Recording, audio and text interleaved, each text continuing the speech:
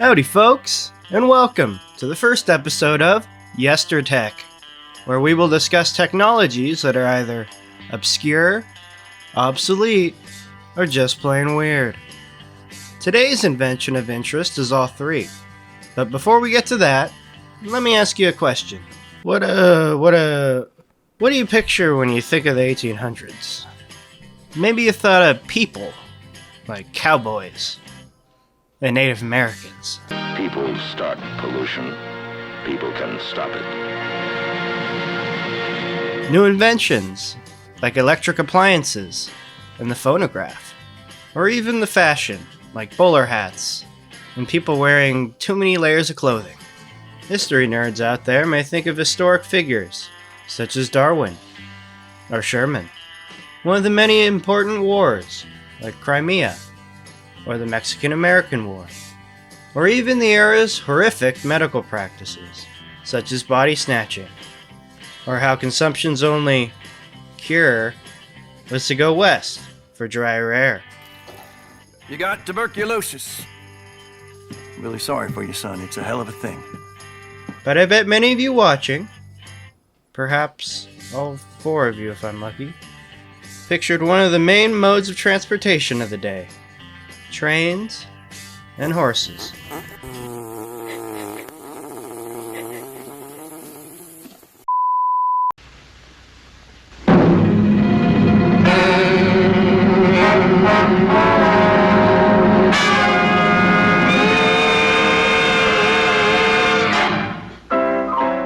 Choo-choos, steamy boys, long guys.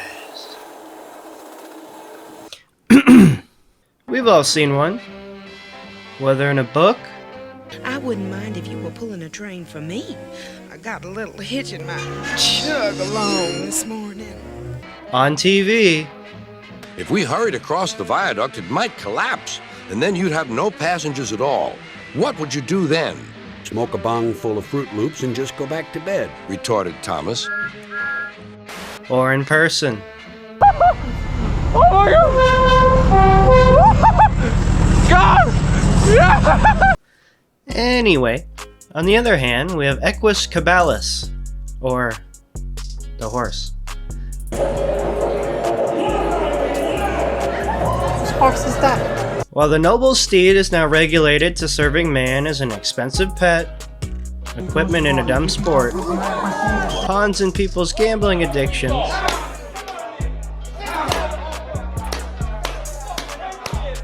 or to carry fat cops around a loud city.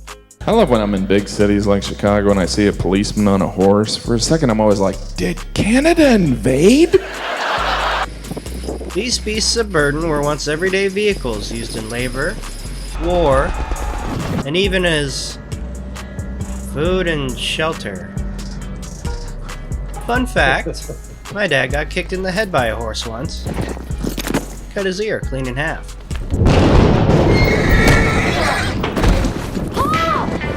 These two romanticized icons of the old world seem like opposites. The horse is a symbol of the power and grace of nature, opposed to the steam engine, which is a symbol of man's effort to conquer nature, using science and technology. Well, what if one were to combine the two? In a time of rapid change and innovation, with new scientific and industrial discoveries being announced seemingly every day, this idea was far less far-fetched than it would seem to be today, and at times it was even used. So, do you know what today's contraption is? Who's that Pokemon? It's the Impulsory R. If you got it correct, you probably went to the right school. Or, saw the thumbnail and read the title. Roll the intro.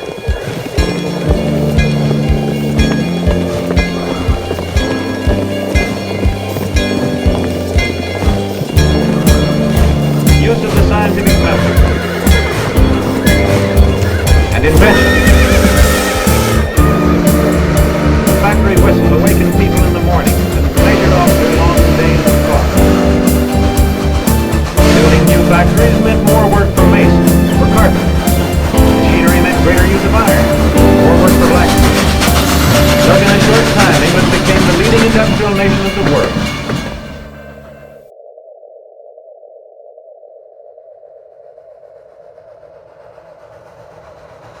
The Victorian era marvel from the north of Spaghetti Land, the story of the Impulsoria is one shaped by the early days of rail travel itself. This beast of a machine did not just spawn out of nowhere, so let's first start at about the beginning of rail locomotives as we know it, and the first man to chew a train.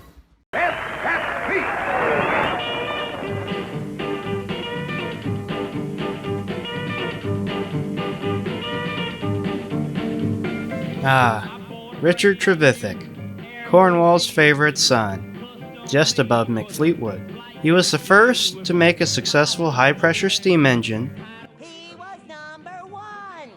and the first to ride on rails, aka the first dude to roll coal. Now, the Catch Me Who Can was Trevithick's fourth iteration of his rail locomotive. Before this engine, he had made 3 other rail engines, 2 road engines, kind of like steam cars or tractors, and some stationary ones. With knowledge acquired from making these, our boy Richard came up with a new design for his final railway locomotive. He demoed the Catch Me Who Can to the public at a steam circus, on a circular track at the University College London, kinda near the Chadwick building. It was originally planned to have the Catch Me race horses, but this element of the show was cancelled, unfortunately. The horses, whinnied out. Attendees to the fenced-in demo paid 1 shilling, whatever that is, and were even offered a ride on the new scary steam-belching bomb. I don't know, man. Would you get on that thing? Unfortunately, the Catch Me Who Can derailed after being demoed for only a few weeks. It was too fat for its rails, and broke one, causing a derailment. Fun fact, I once sat in a chair and broke it. Twice. Sadly, the venture ended in a failure, and led to Trevithick filing for bankruptcy in 1809.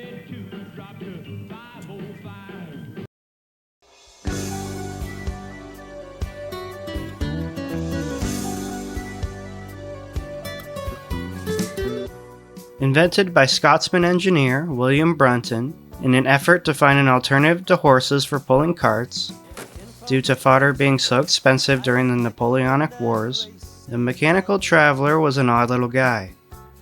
The traveler, also called the steam horse, sported a 5-foot boiler, 1 6-inch diameter, 24-inch stroke cylinder, 4 unpowered wheels, and 2 legs. What the fuck is that? Well, look at that little guy go.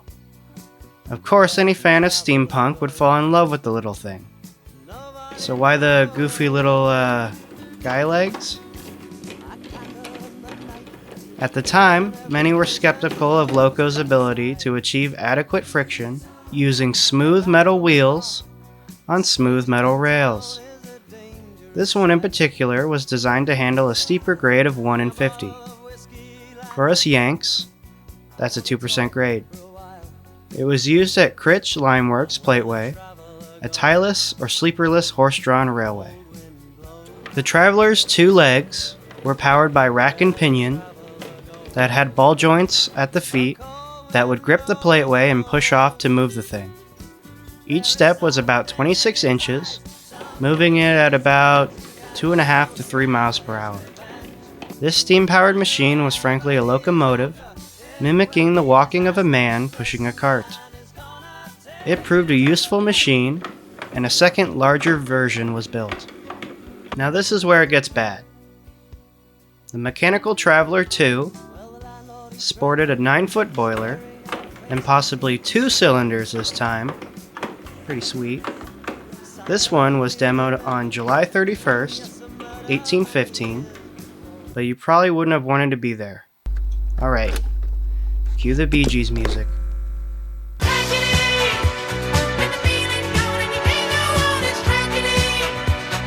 The damn thing exploded. This first railway disaster ever recorded took 13 lives after the wrought iron boiler exploded, causing the first ever locomotive boiler explosion that we know of.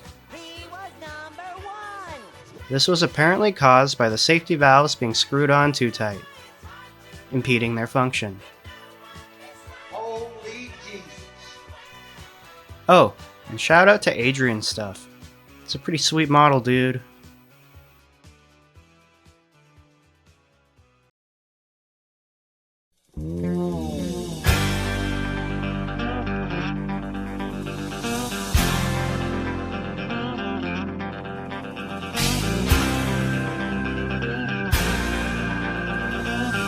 Alright, now we're getting somewhere.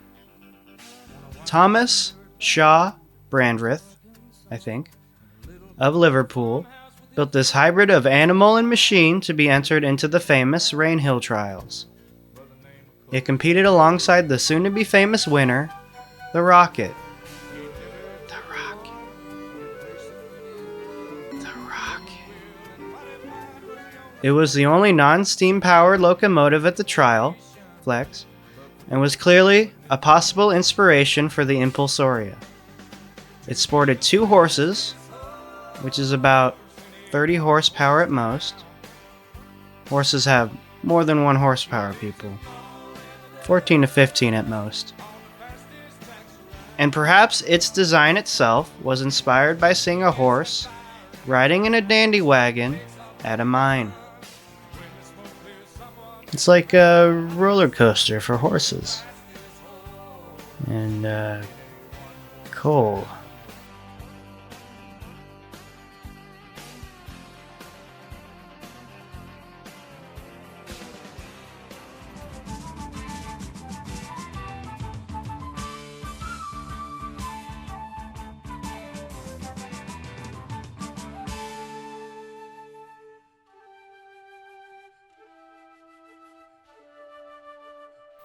Alright, now for one of my favorite designs.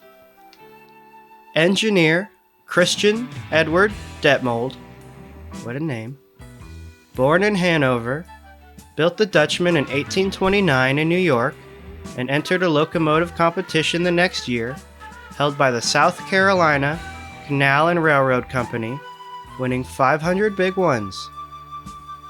It was trialed by the railroad that year, and was put into service on a 6-mile track, taking up to a dozen passengers at a time at 12 miles per hour. Yeah, flying indeed.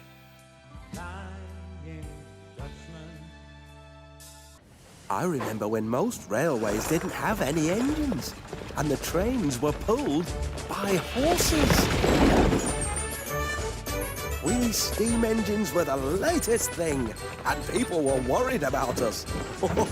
We didn't always work right, or at all.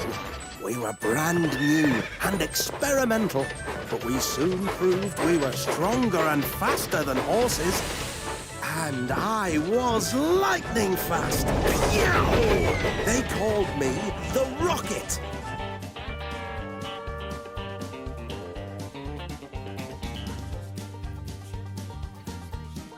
The Rocket was designed and built by Robert Stephenson in 1829 for the Rainhill trials. This early 022 engine sported the first multi-tube boiler, improving power, the V8 of its time. At the trials, Rocket managed to beat out all the other competitors. One of these outlandish ideas was actually built and turned up at Rainhill. I think that's what they did in 1829. I think they all laughed. But the man who made it was really very serious. Brandreth's Cycloped, remember that one, was first to be eliminated when one of the horses fell through the belt after only reaching 4 to 5 miles per hour. But the horse was said to be uninjured, and some say it even ran away after being freed. This would be a telling omen for horsepower to come. It broke all the competition rules, the only steam coming out of the horse's nostrils. I'm not quite sure about the height and position of its exhaust pipe. Yeah, don't ever complain about covered in soot and steam travelling behind this one. The Novelty, made by John Ericsson and John Braithwaite, was not only the first crowd favorite at the trials, but was also the first tank engine. It's kind of like Thomas's great-grandpa or something. Its efforts were thwarted after multiple technical issues, but it did make a novel effort.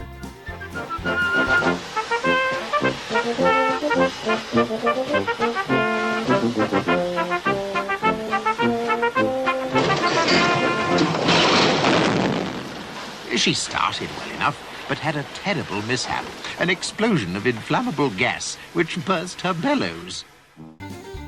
Next, the Perseverance, made by John Reed Hill and Timothy Burstall, was doomed from the beginning. Okay. It was damaged during shipping to the trials, being transported on bumpy dirt roads, but the inventors persevered and repaired the machine after 5 days. It lost after only reaching 6 miles per hour, and the inventors were given a 25-pound consolation prize, which is about 2,000 pounds today. So it's not the worst outcome. To their credit, they introduced roller bearings to the axle to help with rolling stuff. So that's cool. It was soon manifest that a very powerful competitor had entered the field. And lastly, the Sonpareil, which roughly translates to without equal, was built by Timothy Hackworth. Someone who has very definite views about both is Timothy Hackworth's great-great-granddaughter, Jane Hackworth-Young. I think he was a very modest man. I think he was a very brilliant engineer, but he didn't blow his own trumpet. And perhaps that's why he's not known so much by the public as some of his contemporaries. Was Sonpareil, in fact, a good locomotive? Well, I and a lot of the family think it's far better than the rocket. It was overweight for the competition and excluded from the prize, but they ran it anyway. It was eliminated after a cylinder cracked. Some have cried foul and accused Stephenson's party of tampering. Powerful engine, though like Novelty, it was to be plagued by faults. But it made 8 successful runs up and down the Rainhill level, and it matched Rocket for speed all the way. Then the problems appeared. A pump broke, and, very ominously, a fault was found in one of the cylinders. Now Hackworth had no factory of his own, so the casting of the cylinders had to be entrusted to Robert Stephenson. Here was fuel to stoke up controversy for years to come.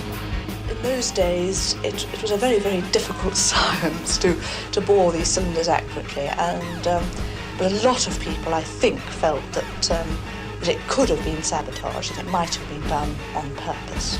Do you think it was sabotage? I don't really think so. I think it was unlucky. But there was a tremendous amount of talk at the time, and there has been a tremendous amount of talk ever since. Afterward, the Sonpareil was used as a stationary engine. Fate worse than death. He turned him into a generator. He's still out there behind our shed. He'll never move again. Or Smudger. However, in 1864, the Sonpareil was restored and given to the Patent Office Museum. Today, the Science Museum in London. You can visit the Sonpareil today at the Shildon Locomotion Museum. Still looking, unparalleled.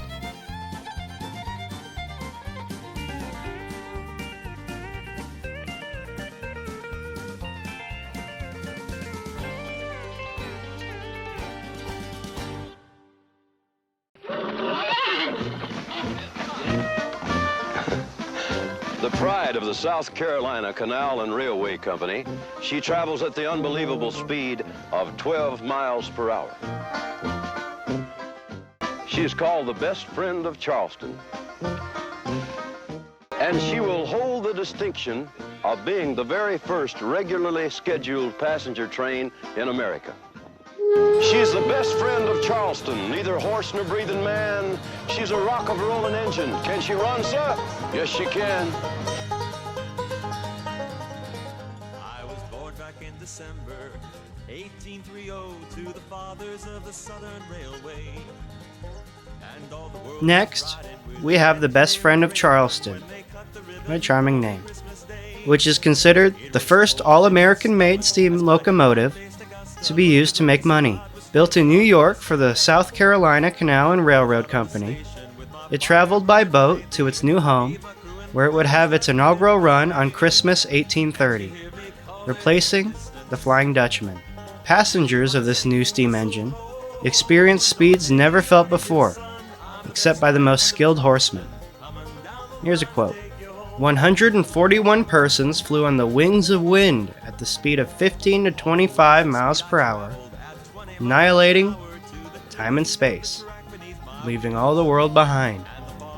On the return, we reached Sans Souci in quick and double-quick time, stopped to take up a recruiting party, darted forth like a live rocket, scattering sparks and flames on either side, passed over 3 Salt Creeks hop, step and jump, and landed us all safe at the lines before any of us had time to determine whether or not it was prudent to be scared.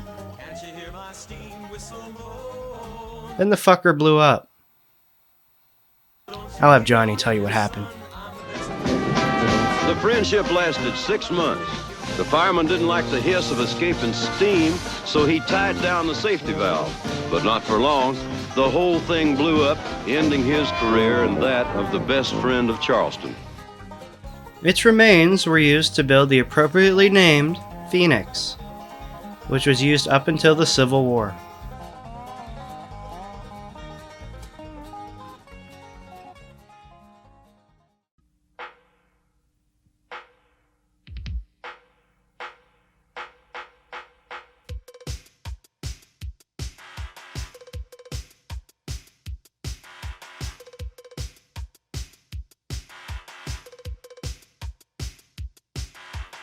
The world's first commercial passenger line took riders from Liverpool to Manchester and back, connecting 2 important industrial cities. Passenger railway lines were proving to be profitable and worth the effort of building. Rail passengers began to outnumber coach travelers.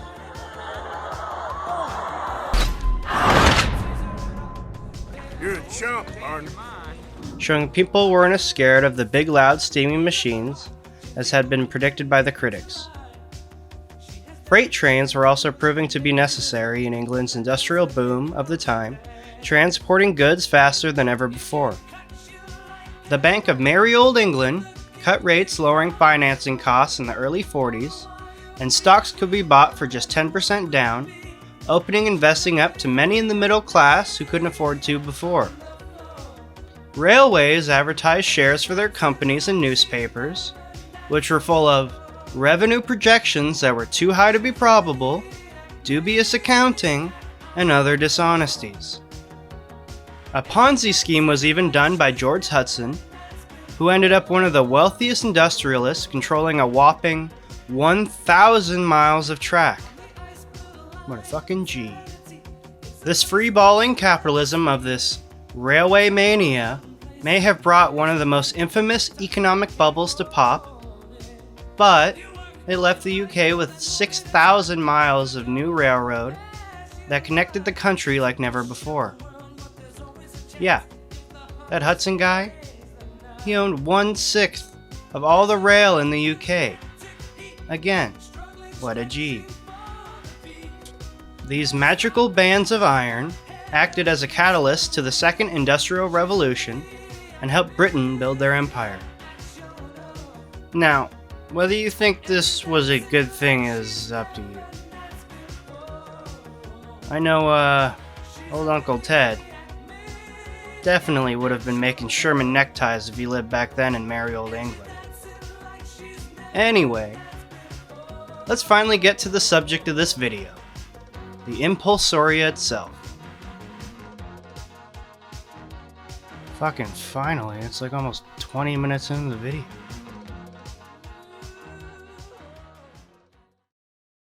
It's time for the moment you've been waiting for.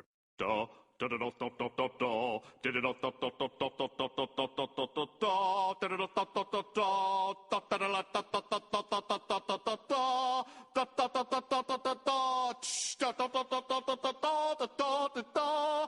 Di, da, di, di, da, di, di, da, da, da, da, da, da, da, da, da, da, da, da, da, da, da, da, da. Di, da, di, li, da, di, li, di, da. Di, da, di, li, di, da, di, li, da, di, li, da, di, li, da, di, li, da, di, li, da, di, da, di, di, da, di, di, da. I know you're gonna dig this.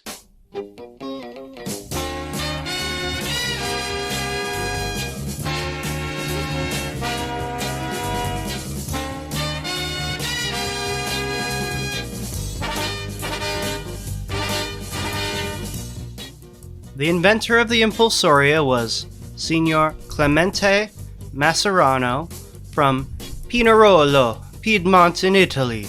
Holy Jesus. I couldn't find much about the dude, outside of that, but let's continue. The marvelous machine was built in Italy in 1850 during the uncertain early days of the country's unification. It featured a 220 design, meaning there was one pair of unpowered wheels in the front, one pair of powered wheels in the middle. These ones were about 8 feet tall according to one source, and 0 pairs of unpowered wheels following in the back. It basically was set up like a rear-wheel drive car. It had axles with roller bearings like the Perseverance, and multi-speed gearing that included reverse. Put in reverse, Terry! Put in reverse! Oh, Lord! Now, I don't know dick about trains, but I'm guessing that this guy in the back is the brakeman, making that long pole thing the brake handle, which is then connected to these giant pads. And he was probably also in charge of shifting the gears and such. The horses, tied to the railing, would propel the belt at a walking speed, conserving energy and increasing safety while still reaching up to 20 miles per hour.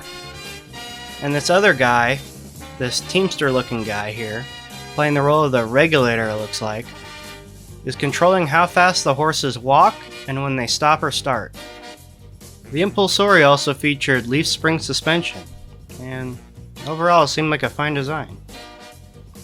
But after looking at this thing long enough, I started to wonder something. Where'd the poop go? Now, I assume they just crap onto the treadmill belt, which is moving toward the rear. So does that just like fall into all these gears and shit, or does it end up on this platform and this dude just rocks dookie shoes until they stop? Dookie on my shoe, dookie on my shoe, dookie, dookie on my shoe. Anyway, it was marketed as a more budget-friendly engine type compared to the new and still somewhat dangerous and expensive high-pressure steam locomotives. Our boy Clemente claimed his machine would be cheaper to run than steam engines of the time, and ideal for small lines in more rural areas. The Impulsoria would cost 8 shillings a day to run for the full-size version, 2 shillings per horse. Again, what's a shilling? While a steamy boy would cost £6 on coal alone, or 6 pence per mile. So yeah, that's pretty cool. But is it all just talk, or can the thing actually perform? Well, let's see.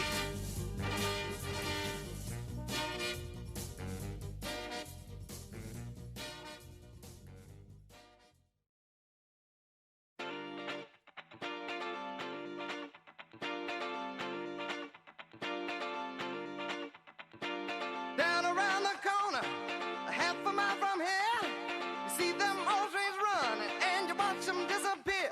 Without love, where would you be now? Mascherano brought a smaller 2-horse version of the Impulsoria to London in hopes of getting the concept some attention. He met with directors at Southwestern, where he demoed it and explained the advantages that his machine had over steam belchers. Now, a Mr. Gooch and his assistant, Mr. Trevithick, perhaps Richard's son Frederick, headed the syndicate in charge of overseeing the trials of the Beast Machine at the Nine Elms terminus. The man himself, John Viray Gooch, was locomotive superintendent of the London and South Western Railway from 1841 to 1850. A pupil of Joseph Locke, he worked on multiple railways in Britain and even designed an engine himself, the Bison Class 060. Soon, after witnessing the Impulsoria, Gooch left for the Eastern Counties Railway. I mostly just wanted to talk about him because his name is fun. Anyway, the Impulsoria's testing at the terminus is apparently mentioned in the book The Southwestern Railway, Its Mechanical History and Background, 1838 to 1922. I couldn't find it online. I didn't really feel like buying a smelly old book for this dumb video, but I did see it mentioned quite a few times in my research. The author, Cuthbert Hamilton Ellis, wrote this book over 100 years after the trials, and from what I've read, cites no sources, but provides the following description of the events in his book. A quaint thing happened at Nine Elms in 1850, suggesting that there were still many who believed money could be saved by scrapping steam, and by mechanical transmission, getting much more out of a horse than nature had put into him. Clemente Masserano, a Piedmontese, brought from Italy a thing which he called an impulsoria. Briefly, it comprised a 220 locomotive frame and wheels, bearing an endless moving platform on which two horses trotted. It had multi-speed gear formed by slip pulleys and ropes. In fact, it was Brandreth's old cyclopede with improvements. Masserano, having got the ears of the Southwestern directors, pointed out to them that horses cost 2 shillings a day, while steam locomotives burnt 6 pennyworth of coal a mile, and was smilingly given a break at Nine Elms. Certainly, the Impulsoria worked. It could pull 30 wagons up the incline of Nine Elms goods, and 2 horses could give it a speed of 7 miles per hour. The 4 horses, in top gear, it ought to be able to run faster than the Southwestern engines, even at 60 miles per hour, without even altering the usual walking pace of the horses. Goodness knows what Mr. Gooch made of it, but he was apparently polite to Masserano and gave him every facility. No Impulsoria were ordered by the London and Southwestern Railway, but the machine deserves respect, if only because its axles had roller bearings. So yeah, that didn't really work out for our boy Clemente. The show of strength by his machine may not have earned him a contract with the railway, but it did cause a little buzz for the strange locomotive. Another engineer, Andrea Crestodoro of Genoa, heard word of this weird contraption and decided to help Masserano improve it and even market it. He was a former priest, translator, teacher, and book editor. By 1851, he decided to try to revive his inventor career by helping Masserano. After some improvements, Dr. Crestodoro sought to display their machine to the public in hope of new opportunities.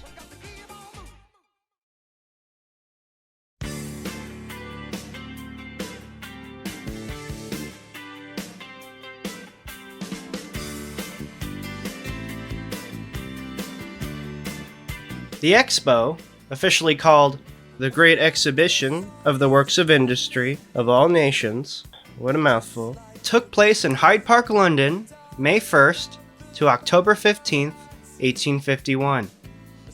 It was an international exposition displaying culture and industry from 45 countries, plus Britain's colonies and other subjected lands. Initial admission fees were £3 for a gentleman per day and £2 for a lady. This price stayed for the first 2 days, with admission dropping in cost throughout the rest of the expo. Oh, guess what? It was sponsored by Schweppes. Schweppes, carbonated water. When you want a soda that tastes like ass. To celebrate this, they're sponsoring of the expo, not the tastelessness of their product. The fountain in the center of the Crystal Palace has been featured on their logo throughout the years. Crestodoro displayed the Impulsoria here at the expo. If the strange machine were to have any chance of catching on with the public, its best chance would be here at the Crystal Palace, in front of people from all around the world, and even Queen Vicky herself. It probably managed to catch many eyes, being all weird looking and such, but in the end, got no takers. Perhaps overshadowed by the more futuristic exhibits, they finally had to concede and give up on their machine. Basically, no one cared, and no one bought the damn thing. Kinda an anticlimactic climax to our story, but that's just how the cow patty crumbles. In such an amazing place and time, though, it would be a shame to leave the palace on a sad note. So let's mosey around the expo and see what else there was to offer. Let's start with an English invention, since the Crumpet Munchers were kind enough to host. Look at this odd contraption. Do you know what it is? That's correct. It's a proto-facsimile machine. Obviously. Frederick Bakewell, with a mouthful of beans and toast, demoed his 1848 device called the Image Telegraph. Here, he demonstrated for crowds how facsimile transmissions, or faxes as the kids call them, could be sent and received by his machine. He improved on Alexander Bain's fax design, replacing the pendulums with synced, rotating cylinders, which, do something. Bakewell's design never went commercial, but yet another inventor, Giovanni Caselli, further improved on Bakewell's design, making the 1861 Pantelegraph, the first commercial fax machine. Oh, look over there. Ruski stuff. Mother Russia herself sent contributions to the expo, including Cossack armor, worn by the historically badass dudes, who some think invented the word bistro by yelling at French guys to hurry up with their food. Naturally, the Russian exhibits were delayed by ice in the Baltics. How rude.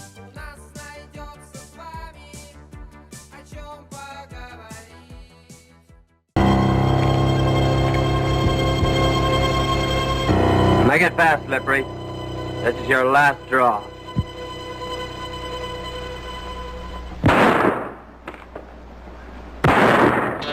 Let's move on over to the Rootin' Tootin' section. I only get my haircut once a year. The Yankee Samuel Colt, Savior of America, demoed his famous wheel gun designs, specifically his 1848 Dragoon model, his 1846 Walker model, and his new shiny 1851 Navy model. A serious salesman, Samuel Colt even gave out enamel pins to those who visited his display. Dude had merch for his guns. A true American indeed. Next we have Matthew Brady, another American. He showed off his daguerreotype photographs. A famous photographer who studied under Samuel Morse, the beep beep beep beep guy, Brady was sought out by the U.S. Commission in charge of exhibits to help fill up the large show space the U.S. reserved at the palace, adorned with a giant paper eagle holding the stars and stripes. Not tacky at all. At the beginning of the expo, the 40,000 square foot U.S. exhibit, almost the size of a small American parking lot, had been sparsely filled with boring stuff like soap, Texas meat biscuit, and a block of zinc from Gross, New Jersey. So his photos and cameras were a welcome addition. Joining the Merca section, Hiram Powers' statue, the Greek slave, in particular, the first of the 5 full-scale marble versions, fancy, was also displayed in the American exhibit. The lack of mention of slavery's use in the production of many of the goods in the American section was noticed by others, and the statue itself represented the peculiar institution that America clung to. Finally, from my favorite exhibit, British inventor and surgeon George Merriweather brought a strange device he called the Tempest Prognosticator. A man with a magical mind, George was inspired by a fictional tale to use 12 leeches to predict the weather. The leeches became his closest friends. Some were smart, some were stupid. The device did not work.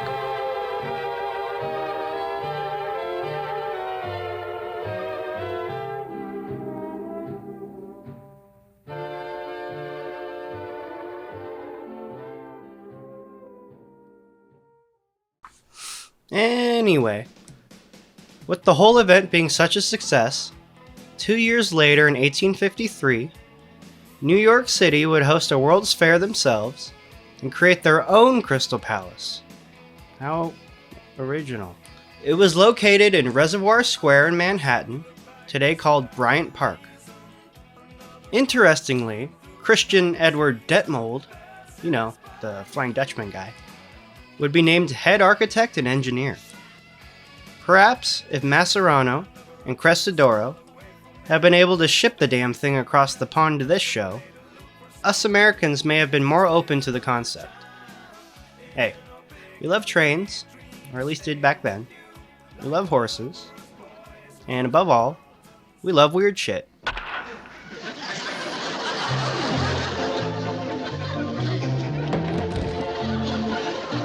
So I think it may have been a minor hit here. I don't believe it. At least for the memes. Oh well.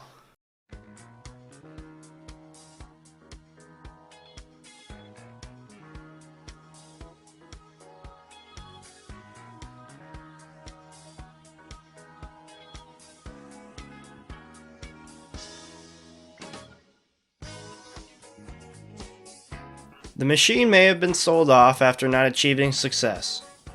It possibly went to a German man named Mr. Steinheil, who had a machine shown of the same name in Berlin in 1853. It was probably scrapped soon after that, or met an end later in history. The monthly journal, Saddlery and Harness, tried to find out the machine's fate in an article from 1901. They sent a drawing of the Impulsoria to the horse superintendent of the Southwestern Railway named T. Taplin. He responded to them saying, "Nothing is known in the locomotive department of the fate of the Impulsoria, and as the Southwestern trains are being taken about by steam engines, I conclude the invention was not quite a success. I should class it with flying machines and such like inventions." Jeez, well that guy wasn't very helpful. The author of the article added, "It seems very clear from the above that horse-propelled engines were soon consigned to oblivion, and if the much vaunted horseless carriages of today share the same fate, very few legitimate users of our highways, or harness makers, would be anything but jubilant at getting rid of a source of great danger and an unmitigated nuisance." Well, what short-sighted idiots. Airplanes, just 2 years later, would be proven to be a viable form of transportation. And cars, well, cars have never killed anyone. Oh, look at how he spelled today. I guess it hadn't become a single word yet at this point. Anyway, it's just unfortunate that this machine, along with its inventor, have become so forgotten to time. I just had a lot of trouble finding information on it, leading me to need to pad out the runtime of this video with dumb jokes and bullshit. Everyone in this room is now dumber for having listened to it. Yeah, it makes you wonder what else has been lost to history, and what things in their infancy today will become a big part of daily life in the future.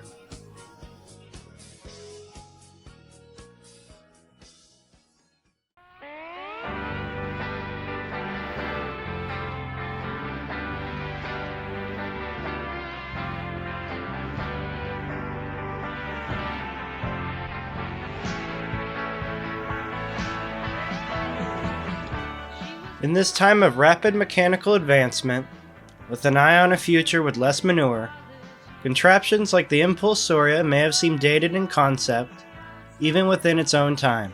Not long after, in 1869, the US would complete its Transcontinental Railroad, celebrated in this photo with the boys posted up on a pair of sweet Cole Roland 440s, named the number 119 and the Jupiter. Even as early as 1853, the island of Sodor in Britain had welcomed its first 3 box steam engines to run the Sodor and Mainland line. One of these first 3 engines was our boy Neil. The Impulsoria, however, was not forgotten by all. Locals of Yachton, Somerset, for some reason, may recognize the unique machine from an old pub sign in the area around the 80s and 90s. Now, before we part, let's return to our boy Richard Trevithick. He abandoned railway design after the Catch Me Who Can failed to catch the public's imagination. The Catch Me, sadly, was likely used as a stationary engine afterward, being robbed of its rails, a fate worse than death. Trevithick died in 1833 a poor man, never seeing the full scope of how influential his discoveries and inventions would be to the whole world. He was just too ahead of his time for his own good, and seemed to know it himself.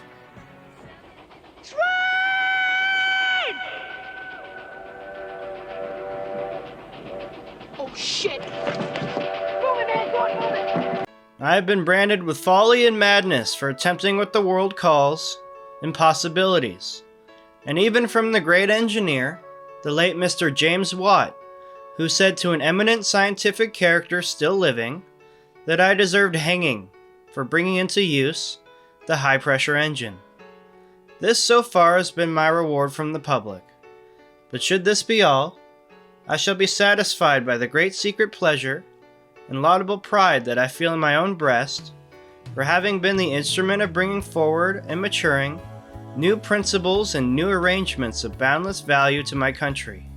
However much I may be straitened in pecuniary circumstances, the great honor of being a useful subject can never be taken from me, which to me far exceeds riches. So, if you are a creative person, an inventor, an artist, an engineer, etc., and you create something, take pride in the fact that you may help people with your creation, and not worry if you'll be rightfully compensated for it monetarily. The better reward is the pride you feel in making something truly special and having a chance to be remembered. Now, I don't know if I agree with that, even though I wrote it, but anyway, that's our story, if you can call it that. It was all true, obviously, because a guy, me, told you it was on the internet. Seriously though, let me know if I got anything wrong or if you have anything to add in the comments. Thank you for watching, folks.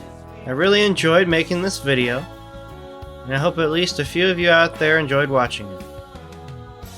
Time is the most precious resource we have, so thank you again for spending so much of it on little old me today.